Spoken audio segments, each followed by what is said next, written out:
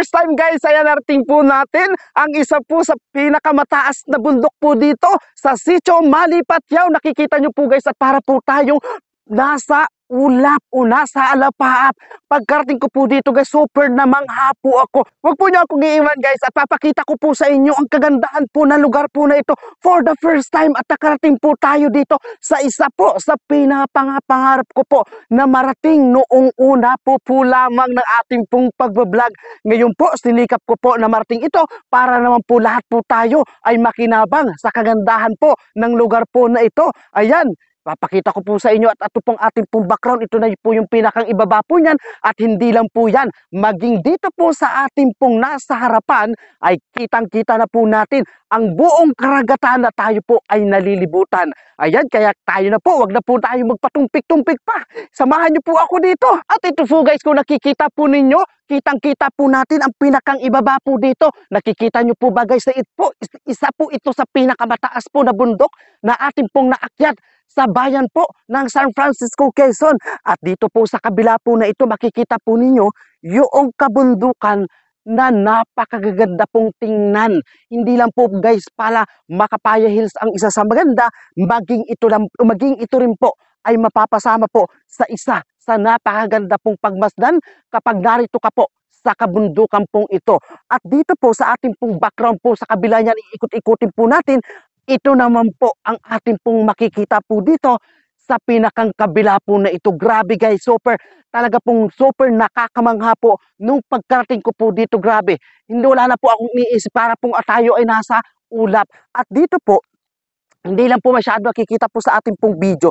Mula po doon sa pinakadulo po na yun, ay tanaw na tanaw po natin ang buong karagatan. Paikot po yan guys hanggang doon po sa pinakadulo. Pasensya na po kayo guys at masyadong ang ating pong cellphone ay talaga pong medyo malabo. Kaya hindi po natin pansin po yung karagatan po yan. Hanggang doon po yan. And then dito po sa bayan po ng San Andres, Quezon, tanaw na tanaw po dito. At yung Alibahaba, ano ba tawag doon guys, yung pinupuntahan din po na isang pulo, tanaw na tanaw po din po dito. Yung pinakadulo po na yun.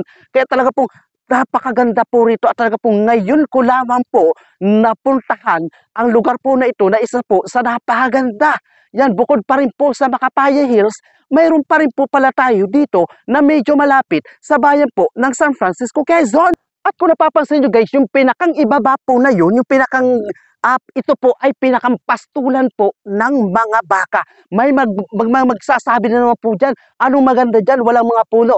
Guys, mayroon po talagang mga bundok na hindi po masyadong tinatamaan o hindi po masyadong tinutubuan po ng mga puno. Sapagkat ang makikita po natin dito, hindi naman po yung mga bato. May kasama rin po siya mga lupa pero talaga pong hirapan po na tubuan po ito ng mga puno sapagkat napakataas po nitong bundok po na ito. Isa sa napakainit na lugar po nito kapag talaga pong tag-init.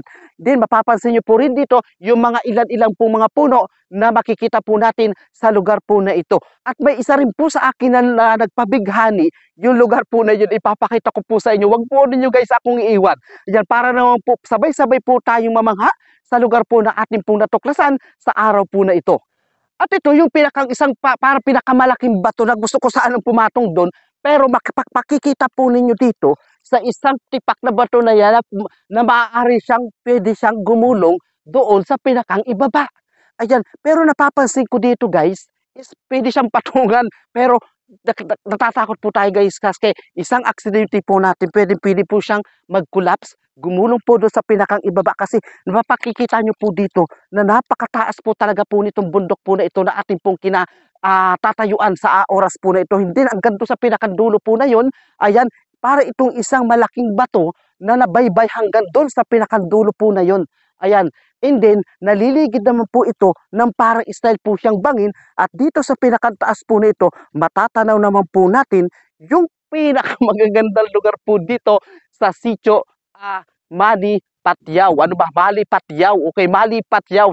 Correct yan. I-correct nyo guys kung Sitio Mali Patiao. At dito po sa ating pong background, sa kabila naman po, yan po nalilibutan din po tayo ng iba't iba pong mga uri po ng mga kabundukan po dito sa lugar po na ito. Ayan, napakaganda po guys. At for the first time, narating po natin ang bundok po na ito na isa rin po ito na pwede pong maging isang tourist attraction. Talaga naman pong dadayuhin po ito kapag oras po na ito po ay matuklasan ng ating pong mga iba pong mga kababayan o ng mga taga-ibang lugar po dito po sa bayan po ng San Francisco, Quezon. Sa pamamagitan nga po guys ng video po nito, ako po ay pansamantalang magpapaalam na. Sana po ay nagustuhan po ninyo po ang video pong ito. Sana po ay nakapag-follow, react, share na po kayo. Maraming salamat po and God bless you all.